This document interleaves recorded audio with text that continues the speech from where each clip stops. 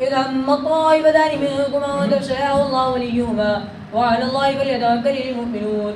ولقد نصركم الله ببدر وأنتم أذلة فاتقوا الله لعلكم تشكرون. إذ تقول للمؤمنين لن يكفيكم أن يمدكم ربكم ب3,000 من الملائكة منزلين بلى إن تصبروا وتتقوا ويأتوكم من فورهم هذا يمددكم ربكم ب5,000 من الملائكة مسومين. وما جعله الله إلا بشرى لكم ولتطمئن قلوبكم به وما النصر إلا من عند الله العزيز الحكيم. ليقطع طرفا من الذين كفروا أو يكبتهم فينقلبوا خائبين. ليس لك من الأمر شيء أو يتوب عليهم أو يعذبهم فإنهم ظالمون.